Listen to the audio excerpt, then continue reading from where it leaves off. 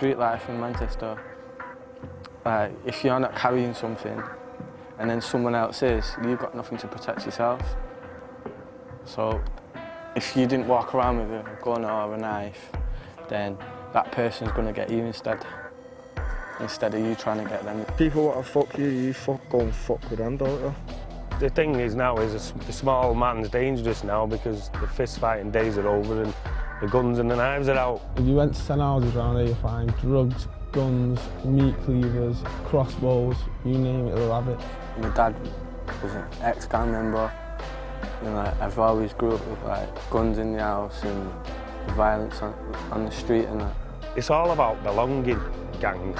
You get a young lad there who's getting slapped about off his dad one night and then he goes out and he's with his boys who respect him and look after him. He's going to be with them rather than his dad who's abusing him. If something kicks off with one of my mates, then I've got to be there to back him just in case anything happens. And then the same would happen with me. If something kicked off with me, then my boy would be there to back me as well.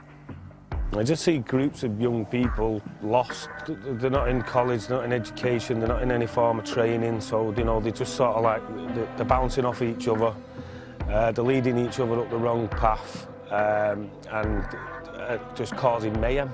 We ain't a gang, we're just loads of mates that like to chill together and batter people if they fuck with us. We're not a gang, we just tell people straight. No one's coming in to help, no one's putting no money into the effort to make that area better.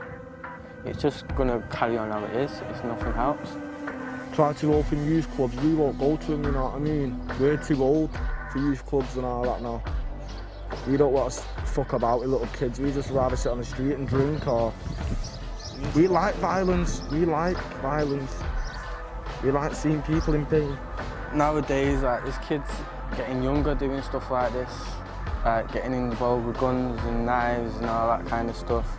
You can give little 9-year-old kids some money drugs overnight while the mum and dad don't know and give them 50 quid in the pocket. They're mine and we'll not tell the mum and dad. Because they've got money and they're going to go and buy a weed. Their mum and dad aren't going to think they might do something for someone. That's exactly what happens. You can't blame them, they've got to survive. Some of these kids, the only way they know how to survive is what they've been taught, and that's crime. Yeah, there is a lot of shootings and stabbings going on, but it's life, innit? It's every man for himself.